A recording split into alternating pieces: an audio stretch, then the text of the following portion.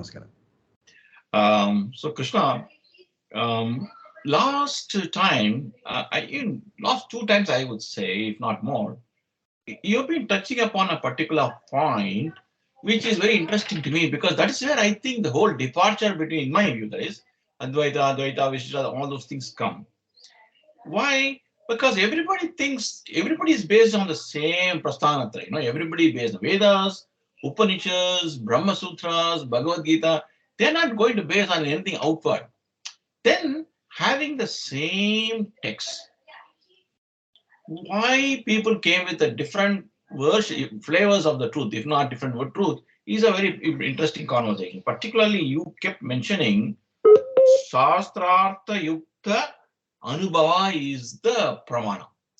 As per acharyas, quotation from one of the what is it, Brahma Bindu, right? No, Purushottama Tantra. Purushottama Tantra, acharya quoted. So, Shastrartha Yukta Anubhava. Anubhava, everybody understand. Shastra, everybody will understand, because we are both, all the parties are talking about the same Shastras: Vedas, Upanishads, Brahma Sutra, Bhagavad Gita. Yukta, Artha, and Yukta are the pivoting points. Artha, how do you understand it? What the Shastras say? It seems to be very, very contextual. I mean, though it's slightly outside the scope of our conversation, it goes to Jaimini's rule of how you interpret Shastras, how the meanings of a sentence is more than the meanings of some of the words. It's a very, very powerful argument. From that point only, actually, the departures start. Therefore,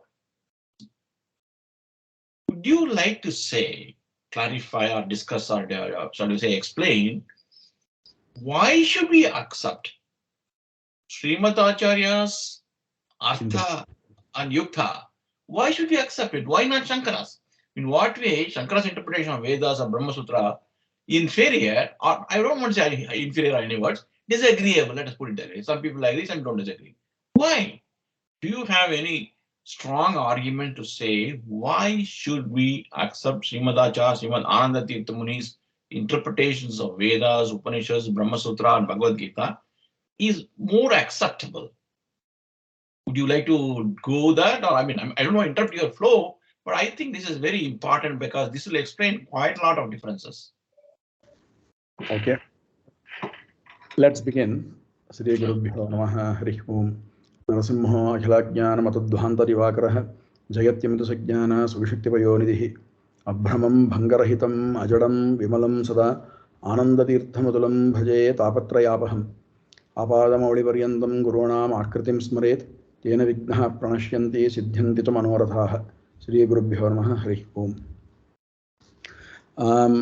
So I know that in the last two sessions also, the question has been around which Shastra interpretation is acceptable and why not the other and things like that. And I have been trying to avoid that because I think epistemologically there are some more questions that we need to answer. Okay. See, there is, for example, there are people who say that, there is Jnana Kanda, Karma Kanda in the Veda itself. There are people who accept that Veda is like any other religious text, like Quran or Bible, or Veda is not even one monolithic text, but it is chunks of texts that have been compiled together by Anukramanika karas like Katyayana. So there are multiple opinions about what we call as Agama itself, what we call as Shastra itself. And the problem has been compounded in today's world because the word Shastra or what the word Upanishad means different to different people there. So we need to have a good understanding of the word Shastra before we get to figure out what is Shastra Artha. And that is one point. Second part is even just what you said, Shastrartha Yuktartha Anubhavaha, which means that Yukta is not Yukti over there. Yukta means along with. So Ani Anubhava, that is along with Shastrartha, that is in line with the Shastrartha, is the best pramana. Others are not being ridiculed or undermined. They are said to be slightly inferior to this one. So why first the topmost is the Shastrartha Yukta Anubhava. So basically, I may be jumping the gun here a little bit, but maybe that of Devatas and Rishis, whatever their Anubhava is, because it is in line with Shastrartha, it is the Uttama Pramana. Then comes Agama by itself, which is what guides us. And then at the final, this thing is what is the Parikshita Anubhava. That is the this one. We are saying that there is a certain superiority, inferiority between these types of pramanas itself, but it is not to basically yukti or whatever it is supposed to be subservient, as we saw a while back, to either pratyaksha or to agama.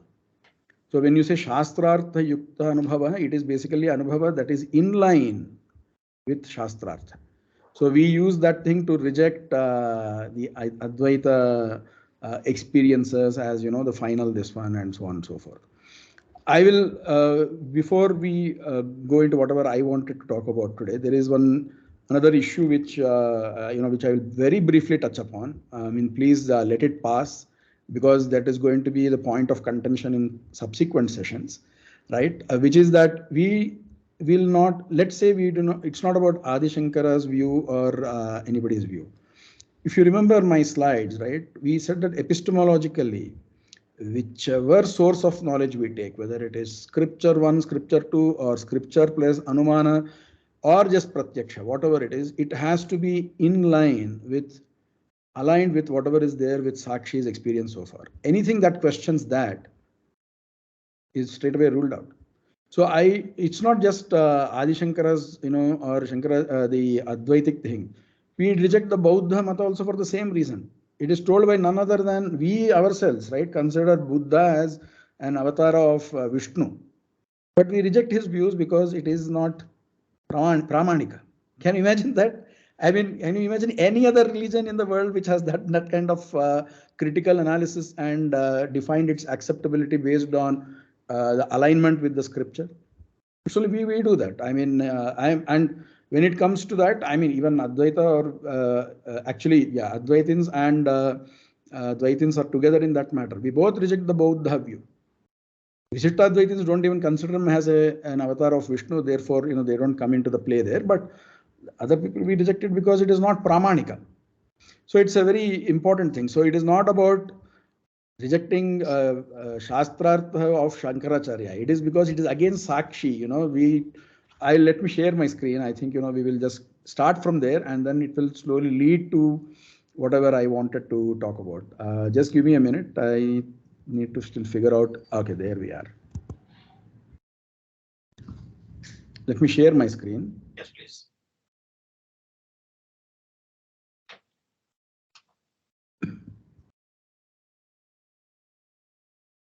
You're able to see something, right? Yes. We are seeing how now I got it. Yeah. So this is where we were, right? We basically said that Sakshi is not a mystical instrument, and there are certain things which is the Sakshi has accepted, that this is a pod, this is valid. We looked at all these cases, right? And then we said that, look, whatever Sakshi has accepted as pramana, which is knowledge of self, bliss, pain, knowledge of space, time, one's own ignorance, externality of the inputs, whatever input I am getting is different from me, is external, the sense of external and internal, that is also to Sakshi only, right? That input is coming to Sakshi. So all these things are, simple things like, yes, 2 + 2 is indeed 4, it can never be 5, or any of these axiomatic things, right? Two non-parallel lines meet at a single point. These are not available to anything but Sakshi. And any pramana which says that any scripture that says that it is anything against this has to be ditched. That is the main idea. And therefore, we ignore any interpretation that goes against this. So without even going to, you don't need to accept Tattva Vaada, but you can still reject Advaita. That is the idea there. So with this, as I said, we will come to this thing little later. You don't need to know Shastrartha to reject Advaita. You need to know what is the correct epistemological basis. You cannot accept anything that is against Sakshi, or Sakshi has said something. If you ditch Sakshi, you have nothing to validate whatever you learn or whatever you think is the final theory. It will only going to be just one theory which does not have any validator, and you could put out any theory which says that 2 + 2 = 5 also is true in that case, right? I mean, it just doesn't have a validator. So unless you accept that there is Sakshi, there is no epistemological basis for anything, and therefore we reject the Advaita theory. Anyway, so that's why this particular thing came. Let's come to the point here, which is that the purpose of we want to come to the defining ontology.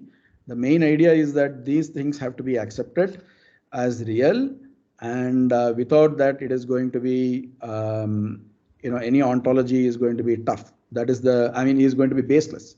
That is the reason why we said that. But when we talked about this, we focused little more on the Agama part, because we said that we need to understand how Acharya's understanding of Veda Purushayatva is different from other people.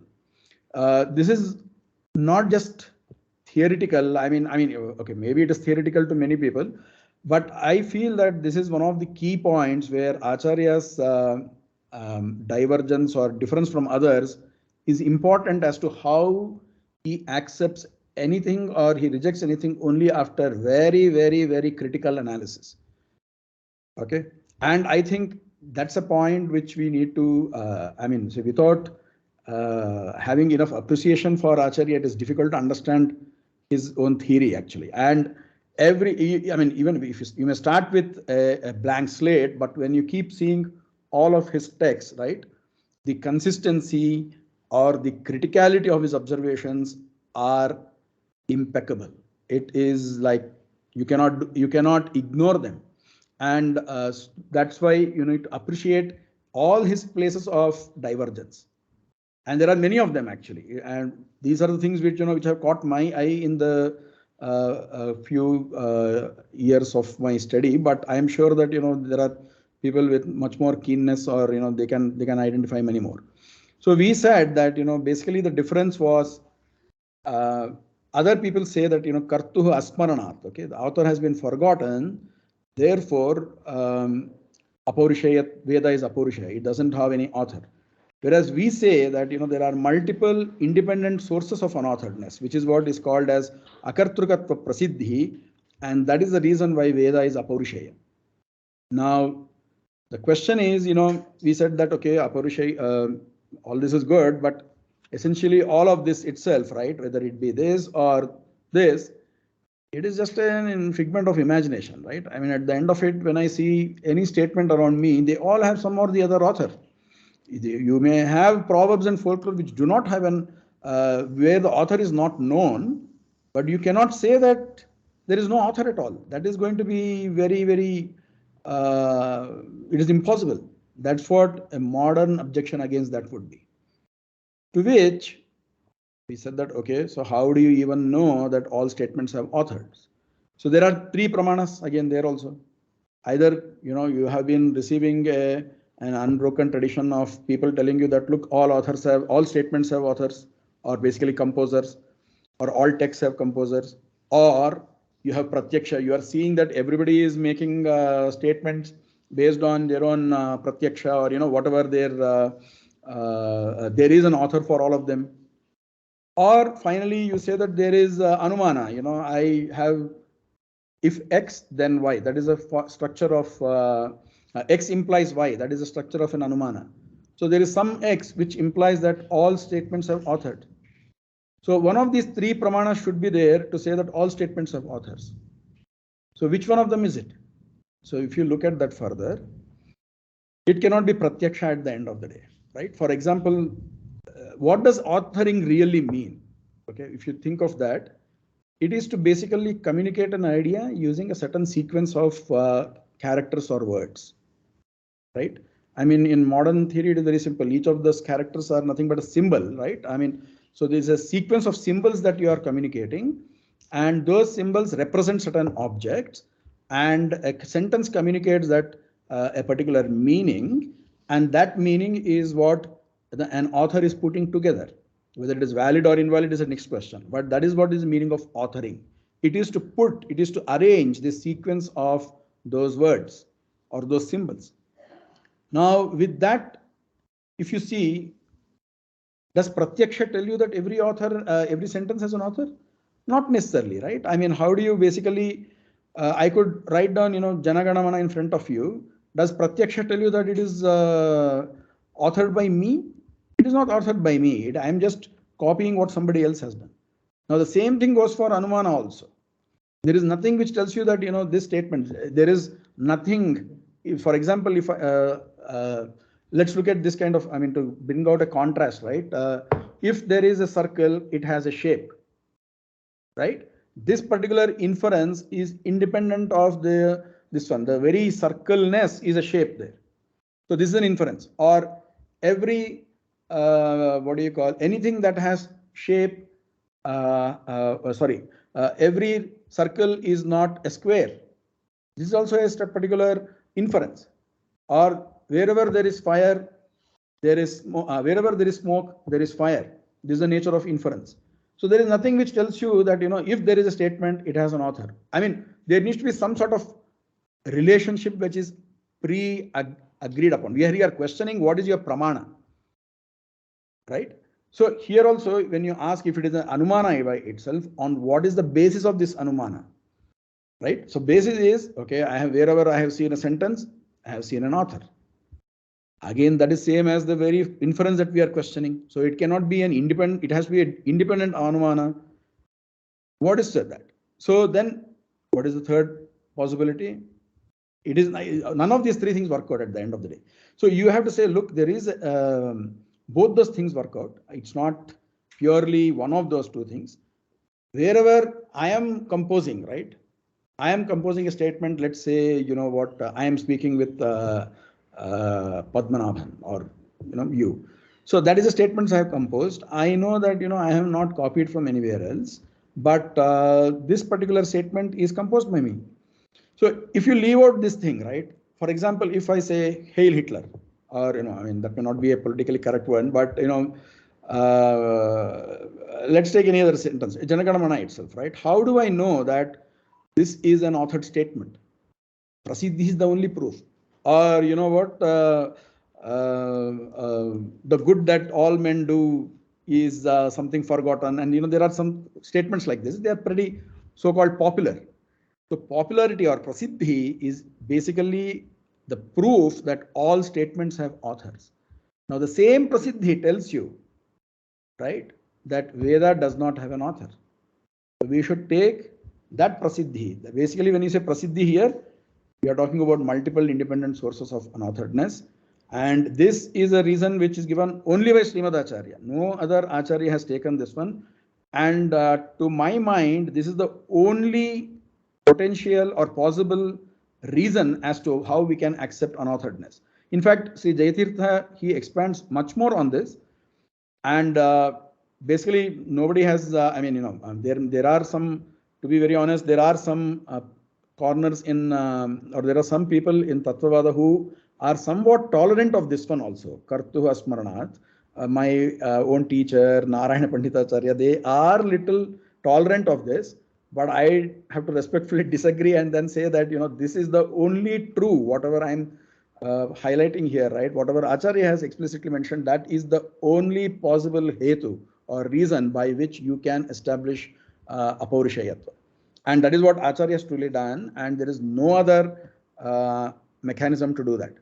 So with that, we then raised a question saying that, look, still, right, this reputation, whatever we are talking, is essentially an artifact of belief. At the end of it, it is based on the belief of certain people in this particular location, right? At the end of it, people outside this do not have any knowledge of this.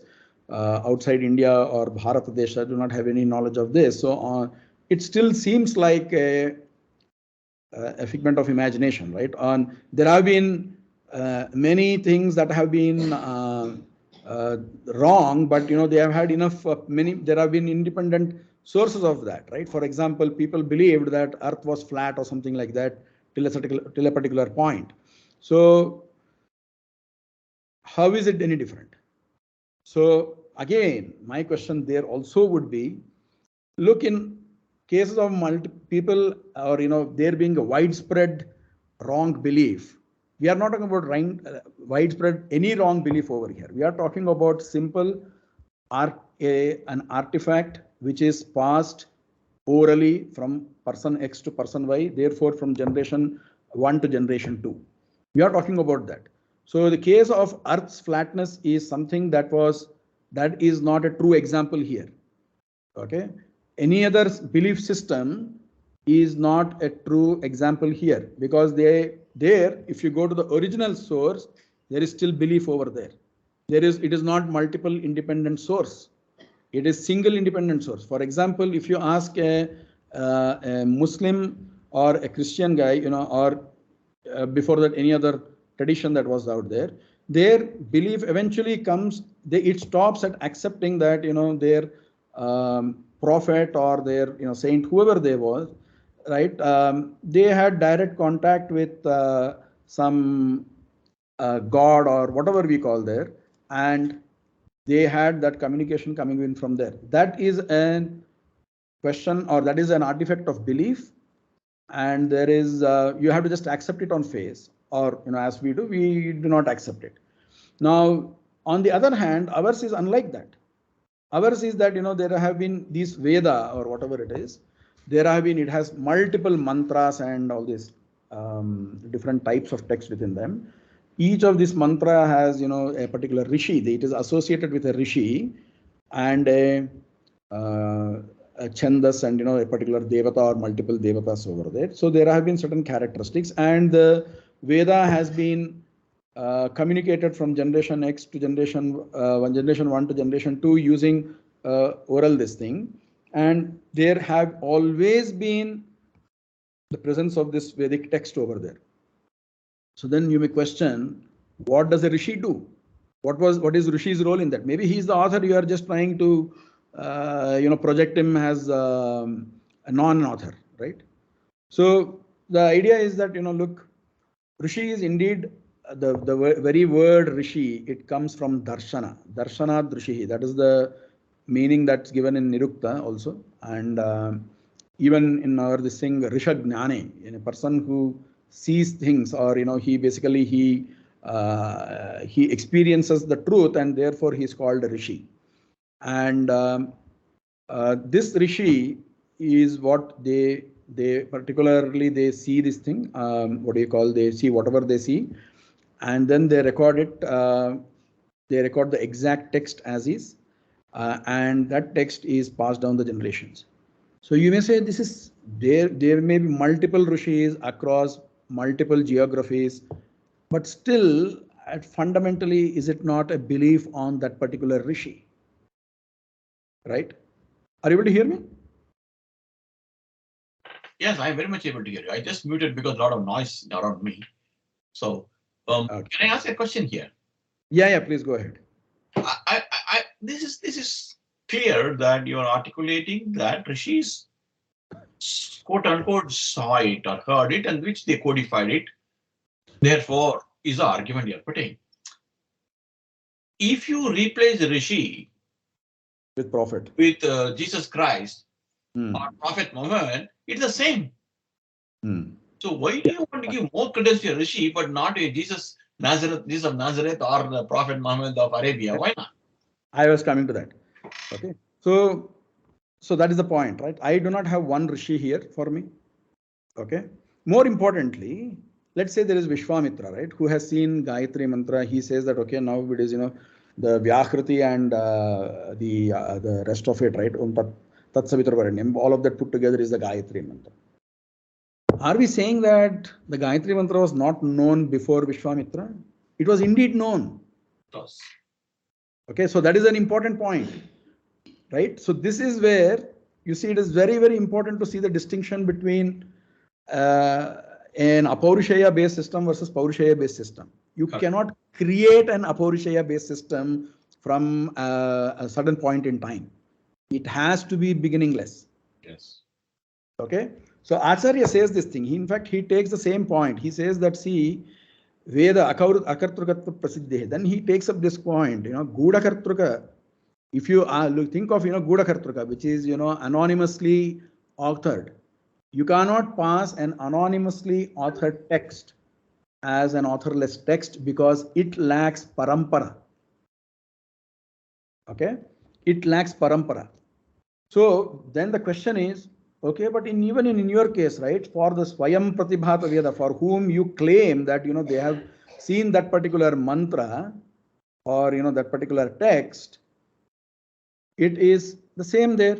There is again, there is no parampara. So Acharya says, parampara siddha vedavakyanusaritvat. That is the reason he gives. It is in line with whatever is already present in the parampara. So, I mean, there are again two interpretations of this, but I will not get into that detail right now. But the main idea is that, that mantra is pre-known to the people, right, around him. That particular person, that particular Rishi may not have had that exposure to that mantra in that birth. Okay, but still they will go, they do this meditation, they have done, they are, so without having any assumptions about, their own mental state, whether they were sober, not sober, maybe, this is another question that come. Maybe, if I take some LSD, what, I will also start saying mantras, right? How do you know that, the rishis did not do that? In fact, some of the believers, right? They will try to say that, that is what that's why this Soma Rasa is there. You drink this Soma Rasa and then you start saying all mantras. So we do not care what state that particular Rishi is in. Or even, I'll tell you one more reasoning, okay? We do not care whether, we do not worry about whether that Rishi is capable enough to reproduce that mantra to his Shishyas or to his disciples, right? In the same exact connotation, intonation. Yes. Same swara is there, same this thing is there. Is he able to reproduce that? We do not know, but we do not care either, simply because that mantra is already existing in the system. So this is the reasoning that Acharya gives, and therefore, but anyway, there is also a system wherein, for example, Yajnavalkya, he's supposed to have recovered some lost shakhas and all those things. So there, the basic idea is that, these rishis, they have certain physical characteristics and which are very, very, very, very uncommon, not just among Indians, but across the world. Vimshan lakshanato anuna tapasvi bahuvedavit. Ya Veda ityeva yam pashyet savedaha jnana darshanat. This is the quote that Acharya gives from Brahmanda Purana. So this Brahmanda Purana quote tells you the characteristics of Rishi. He needs to have certain 20 characteristics.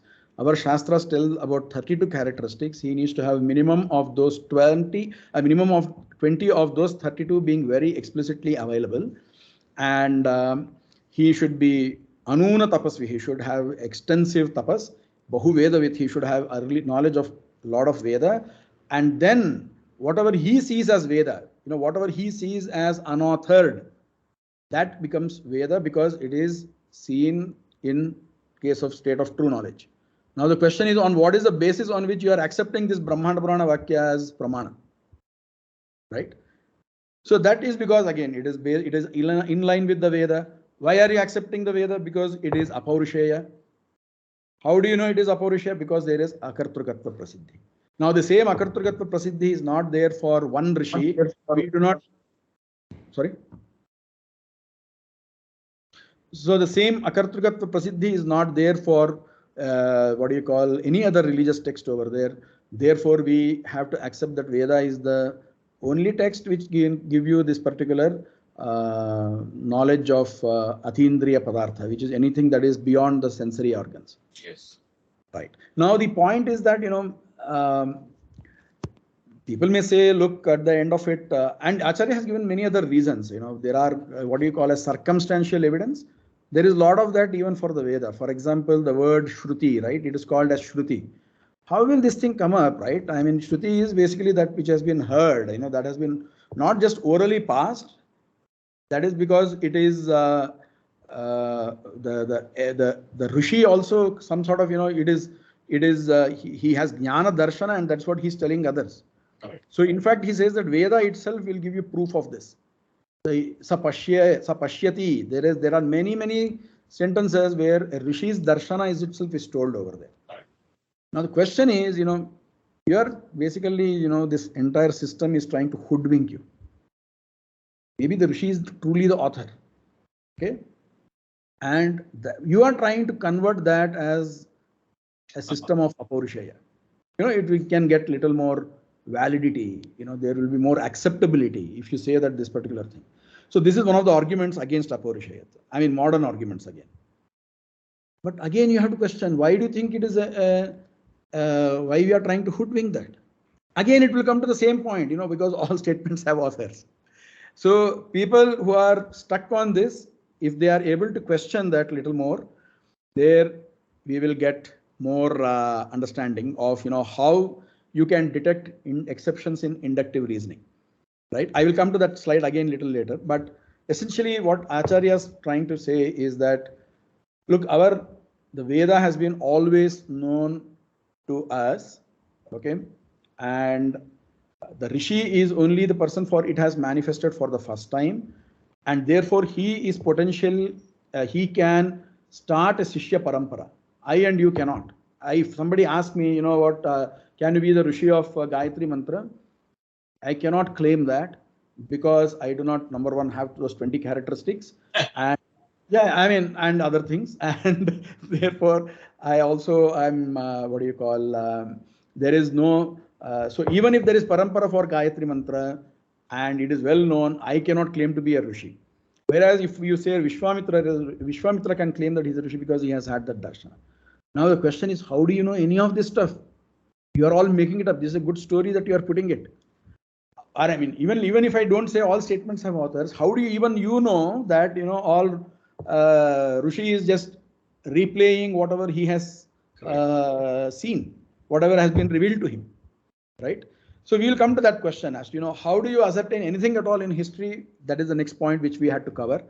I think we need to cover both of these things, and we will have some idea of why we accept all of the Veda as a truth of the same order. We do not make distinctions between them.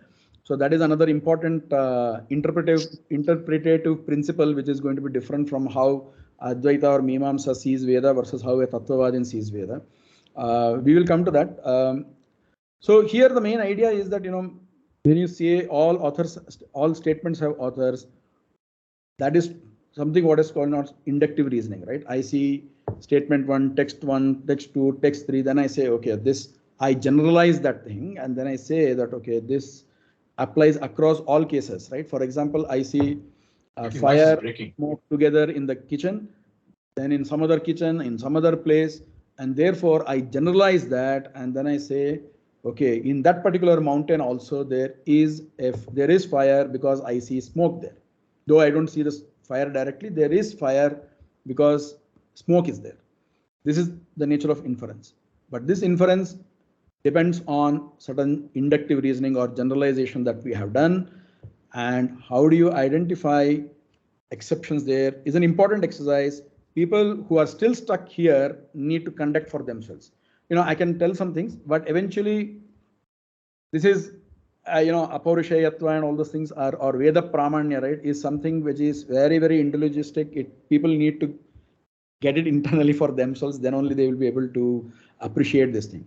So let's come to this one. I mean, I don't expect that people will understand Veda Purushayatva or Veda Pramanya in just like that. In fact, I mean, just as an aside, right, in Mahabharata Tatparnaya, one of the episodes about, Nahusha along with the other sages, right? Nahusha takes the place of Indra, and then he is brought over, he commands that all the Saptarshis give him that honor and, of getting him in a pallaki to the Deva Sabha. And the discussion on the way is about Veda Pramanya. Why is Veda Pramana? So when in Dwapara Yuga, in that kind of high intellect place itself, when this topic can be debated and discussed upon, it is very, very unlikely that in state wherever we are, people will accept this thing just like that. But if they use thorough logic and examine their own biases, I think it is inevitable, but that you accept it. So let's come to this point of exceptions in inductive reasoning here. The reason, so we said that the fundamental block that people have is sentenceness or textness implies authoredness. So this is same as hares do not have horns, right? How do you know this? How do you know? Know this thing, right? Or let's say somebody says this: all South Indians love idli. How do you know that there could be exceptions? The point is, how do you detect an exception? Because an exception can break this thing, right? For example, and at what time do you say that, okay, this is an exception, or do you say that there is no link between hairness and then hornlessness, or there is no link between South Indianness and idli, loving idli, that kind of thing, right? So when do you say it's an exception? And when do you say that there is no link between the two things that we are talking about? There is no correlation at all. So now here it is very straightforward. Or at least that's how the South Indian example, loving idli thing is very straightforward thing. If there is a South Indian who says he doesn't love idli, there you go. You also have to then watch his actions, his or her actions, and then say that, okay, they don't really seem to like idli. So then this particular thing breaks, right? And based on the statistics, whether you will know whether the whole inference itself is false, there is no correlation at all between the two things, or it is just there are some exceptions kind of thing to that. On the other hand, this one, right, all numbers divided by themselves result in one. So this is mostly from pratyaksha. You can make out that this pratyaksha, agama, anumana, all these three things can tell you whether this inductive reasoning applies, works, or the correlation works or correlation doesn't work. This is more, it is not that difficult. We know that all numbers divided by themselves result in one. The exception is 0 over there. Exactly. I was waiting for it. Yeah. Right. How do you know that 0 is the exception? Or will you say that this rule is false because it works for 0? Or will you say that 0 is not a number? People could argue any which way, right? Yes. For example, people could say that Veda is not a sentence at the end of it. What will you do? They'll say this, whatever this all sentence of it is true, Veda is not a sentence. Will you say like that? If you say like that, I will ask the same question here. Will you say that 0 is not a number because it doesn't follow this rule? So here we know it through inference only, right? We know that 0, if any number, if I multiply the divisor and the remainder, right, or the multiplicand, and then if I multiply both of them, I need to get the original number. So that need not be same in 0. So therefore, I know that there is an exception to this. This is mostly driven from inference, right? Now this is an important question. The other one, the first one, hares do not have horns. How do you know this? Can you take a guess there? Well, because we have not seen anyone with hair, with horns. How many have you seen? I only a sample, some 20, 30 maximum. Yeah. So how do you know? How can you generalize based on that? Not only that, I haven't seen any hair, though 20, 30. I have met hundreds of people in my life. Very good. In all the conversations, nobody has ever reported a hair with a horn. Yeah. So you have multiple independent sources here also. See? Right. Absolutely. Yeah. See, that's the point. And not only that, and that is the reason why you know that such things did not exist in the past either. Correct. Because it has been documented that way. Correct. In different timelines. Correct. Correct. Future, well, if they come, if somebody does any crossbreeding and then produces these hairs, then we will not call them hairs, we'll call them something else then maybe. Correct. Or we'll say that, okay, this correlation doesn't apply anymore because of this particular thing. But naturally, these things do not have hairs, horns is what we can say.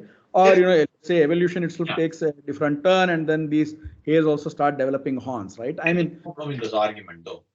Yeah, right. So the question is, sorry? There is a problem in this argument. Can I say that? Yeah, go ahead, please. Because if the argument is that Prasiddhi, multiple people have told or different timelines have told, and therefore it becomes a proof. If that is a construct taken for validation, multiple people across the timeline, thousands of years, have told Earth is flat. Okay. Until it was proven to be not true.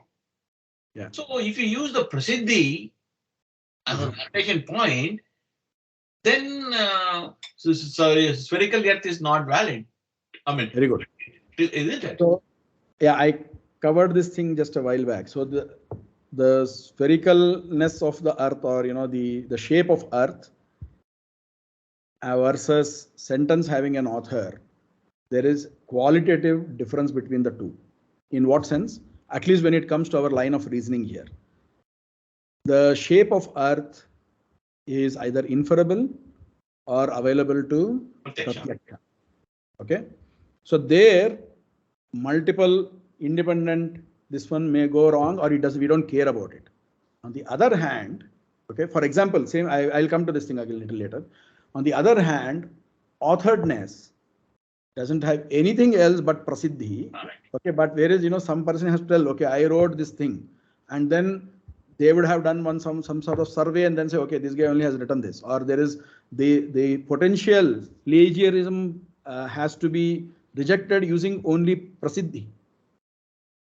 So that's how these two artifacts are different, or these two tenets, or these whatever artifacts of prameyas are different. Absolutely. Therefore, for Agama, multiple independent reasoning, Yes. prasiddhi works. Yes. It doesn't work for other things. I want to add a point here. Correct me if I'm wrong. I moved this conversation to this corner for the following reason. We are talking of two categories of things for validation. One is atindriya, one which is beyond the senses, and those things which are within the realm of indriyas. Okay. So those which are in the realm of indriyas, which can be grasped by one or many of the senses, you can have a pratyaksha anubhava, either cross-validating or repudiating a prasiddhi, a famous, popular, time-bound, time-intermittent thing. However, when it comes to atindriya stuff, like for example, about jiva, about Ishvara or moksha, they are all beyond the grasp of our common five senses. And therefore, there we cannot expect the pratyaksha to play any role. And therefore, prasiddha becomes a super point of validation. Can we say that? I have a small disagreement with that one. See, we are not yet gone into what is there in the contents of this particular Veda. Whether it is talking about Swarga, Ishvara, or Moksha, we have not yet gone into that one. Right. We are still talking about something that is available even to us in regular day-to-day thing, the authorness. Authorness, at least, what we are trying to say is, for example, let's say, what you get the Merchant of Venice. How do you know that Shakespeare has written that? It is through prasiddhi only. So that particular prasiddhi is something that comes through generations. If there is any, so we are, irrespective of the contents of that particular text, we are trying to focus only on the authoredness or the unauthoredness of Veda. Vishesha of the text, you are trying to stay on the Vishesha of the text. Yes, on only one particular thing, authoredness. You see, it's very important. Okay, so Veda may talk only about, for example, let's say, how to cook rice. Okay, I mean, just being very, extreme over here. But let's say it is, I do not care about the contents of the text as of now. We will come to that thing later. We are trying to establish this as an epistemic source, an why it is a source of knowledge and an infallible, flawless source of knowledge. All this argument is towards that, and we are trying to deal with people or with our belief system or our tenets wherein we only know the authoredness or unauthoredness. Once this particular unauthoredness is there, then as you pointed out in the last session, right, apaurishayatva implies flawlessness. We talked about that also. Then based on that, we say that okay, whatever contents are here are valid, and therefore Ishvara exists, therefore moksha exists, therefore it is possible to think of time when we will have uninterrupted continuous bliss, all that kind of thing. Otherwise it is just a hopeful an artifact of hope, right? So our focus right now is to establish the Veda or the scripture as an epistemological source, because this itself is question for many of our contemporaries, and it has been there for quite some time. And it's not even the Nayayika also, right? He tries to say that, look, Veda is not Apaurushaya, it is constructed by Ishvara. So he has to first prove Ishvara, for which he takes recourse to Anumana, which he tries to prove on the basis of inference, and then says that such an Ishvara has written this particular Veda. And that argument is very similar to how a Buddha argues for Buddha Vakyas, this thing also. He says Buddha is a Sarvajna or an omniscient person, therefore whatever he wrote is Pramana. Same thing to the Jaina, this thing, or to Quran, or to the Bible or any of these other religions, this text. They all accept that they have authors who are either blessed by the God or God themselves. Or God is to basically say that they are omniscient, or they are not liable to human frailties and flaws. So on the other hand, we are saying that, look, I do not know. The Rishi may even be blind. In fact, in Chandogya Upanishads, this thing, Raikva has some disease. He keeps scratching it like this. We don't care, right? That is the idea. So because the mantra is already known, the Rishi's role is to start a parampara without having to depend on another guru. We cannot do that. A Rishi can do that. And there are multiple Rishis spread across time and across geographies. So therefore, when let's say, so that is the difference between, with the Atindriya or Indriya doesn't matter here. It is not a factor of distinction for this particular discussion.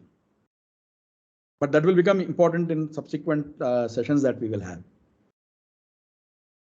Okay. Can I go ahead? Yeah. Do you want to stop here or what? Oh, I had some more actually. 5 minutes I will take. So this particular thing, right? All sentences have authors. This one, if you try to see, how will you even identify an exception, right? So, let's assume that, our opponent or the other party who is trying to question this, our authorlessness, unauthoredness, they are pretty reasonable. They also need to think, right, as to how, on what basis am I saying this?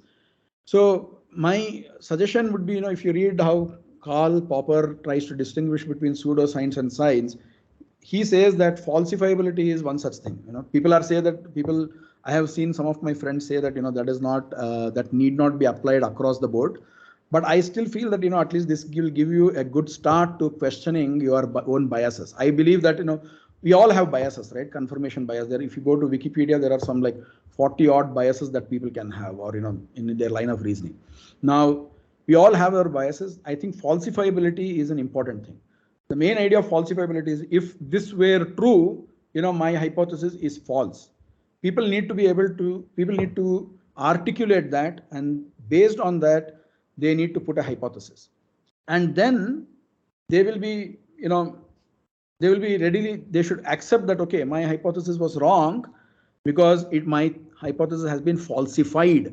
It should be falsifiable, but not falsified. If it is falsified, it means it is false. But falsifiable means that, under what circumstances your reasoning will fail, your hypothesis will fail, and you will admit that it was wrong. This admission of this possibility of admission of a possibility of being false itself is not there, for example, in pseudoscience. If you let's say you build one, I think some psychology theory around, for example, all men with blue eyes should not be believed, or something like that was there, right? Now I take an exception to that. You'll say, no, that is not an exception, because that guy has something else. That blue is not exactly the same blue that I was talking. You will see this thing in many of these fake astrologers also, right? They'll say that, yeah, they will first predict something, and then they will say, if that doesn't happen, they will say, okay, there is another exception to that. No, that is a difference between pseudoscience and science. So the same thing you apply to this particular dictum, or this inference that we have all formed in our heads, which is all sentences of authors. So again, it will come down to saying that, okay, how will you identify that if there was an unauthored text? How will you even identify that? So their line of reasoning should be, the opposing party's line of reasoning should be, look, if there was an unauthored text, I would have identified using this particular characteristic. But there is no such characteristic, or there is no such text with such a characteristic. Therefore, there is no unauthored text. Therefore, all sentences have authors. They should reason it out like that. So on what, using what method will they identify a potentially unauthored text? It need not be there, but if they try to think of that, they will come down to accepting that prasiddhi is the only solution there. Because I mean, you cannot say that, an unauthored text will not have an author printer on that. Then I will also write a sentence and I'll print a book which does not, I will not print my name on that. Does it make it authorless? Authorless? It doesn't. Or then I will say, okay, no, you cannot have references to known places or known timelines. So I will create something like a comic book, right? Or a phantom, or who lived in the jungle kind of thing. Does that make it authorless? It cannot be the case. So any method by which you will create, when you try to say that, okay, this is how I would identify an unauthored text, there is only one measure that will come to it. Will say it is prasiddhi. If there is prasiddhi, I will go by the if there was an unauthored text, there would be prasiddhi about its unauthoredness. That is the thing they will come down to, and therefore that inference will get falsified when it comes to Veda, because there is such prasiddhi. So with this, I will quickly set the context for the next session, okay, which is that, okay, so we have now said that Veda is our fundamental pramana, and this particular issue, all statements have authors, is has an exception, which is in the Veda, and anything that is in line with that particular Veda is acceptable as a pramana. So yeah, before that, we have to do one more thing, which is that of, I just put this thing for reference. So if you look at the historical method, right, it's a very important thing. How do you know that, Apaurishayat or all these things that what we are talking about, they are all not created, or, that's not this one, what do you call, a figment of one person's imagination or an entire society's imagination. So in fact, this particular link that I have mentioned over there gives a very important, it has a good, it has an independent way of telling, on what under what circumstances we can take oral tradition to be true. You will find good parallels to what Acharya has said, dependence on parampara, not having a single source of, I think let me show you that thing here right away. Okay. Yeah. Can you see this one? This book was written in 1946, apparently. This, so I will expand that thing a little bit. We can look at in detail. Yeah. So he's here. I mean, unbroken series of witnesses, that is same as the parampara argument that we were trying to provide. Right. And yeah. Yeah. So with that, we will, and basically see any ignorance, bias, any of these things are there. They are all traceable into any of these things. But when you have multiple independent sources, these are the flaws that get nullified. Therefore, our parampara is believable.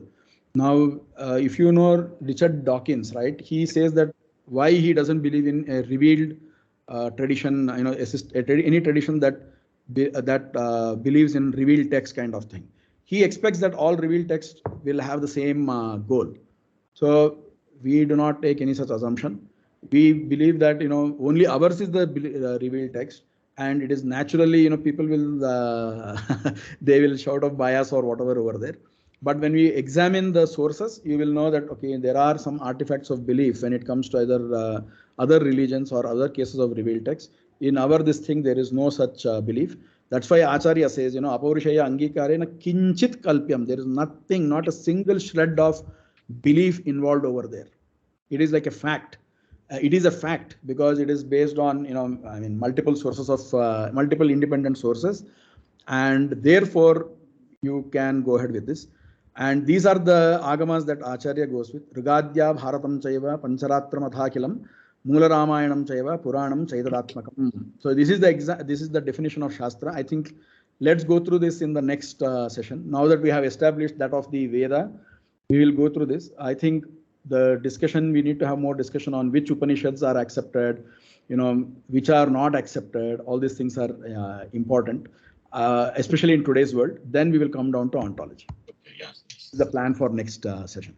Good. Thank you. Thank you very much. The biggest takeaway, I think, for today's session has been that Prasiddhi is really the touchstone for right? determining apaurishayatva. Apaurishaya. That is a very important point, and logically also you explained why so. It's not that the most popular guy in the town says that. It's not like that.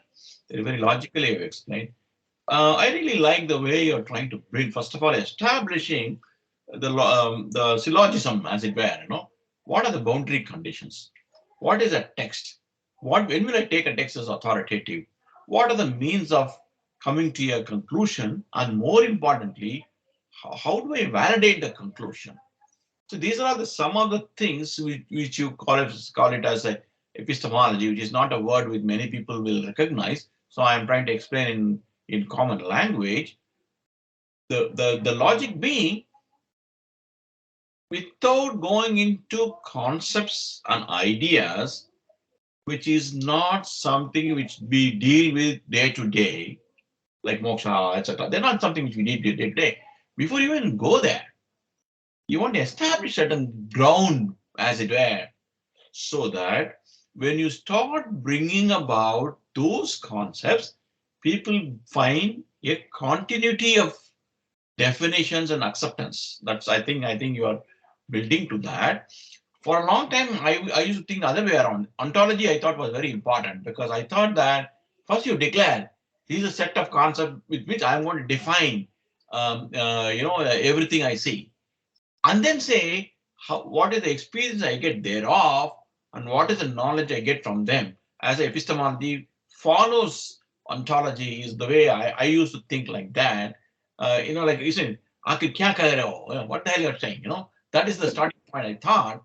But you probably are following a very traditional route of establishing epistemology first and then going for ontology. But I like the method. Okay. So thank you very much, Krishna. Thanks for your time. I know that I'm taxing a lot of your time, but it is very worthwhile.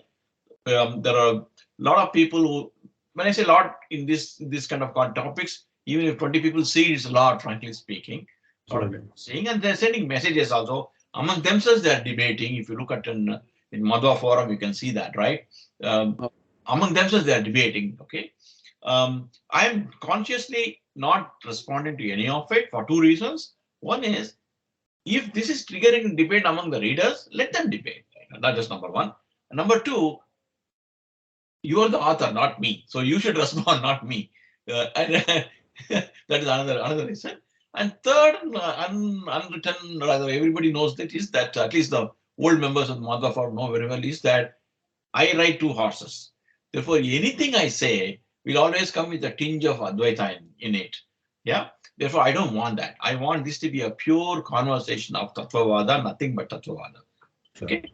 But please do. I have not looked at those messages. Yes. My time is pretty limited, so I think. I know. I understand. But of course, from time to time point out to people. Some people have a method or style of writing a very, very big sentence, etc. I try to point out, make it simple. I mean, how will you find time to read one big page respond? It's going to be hard. But anyway, thank you very much. We'll see you next time. Thank you. Krishna.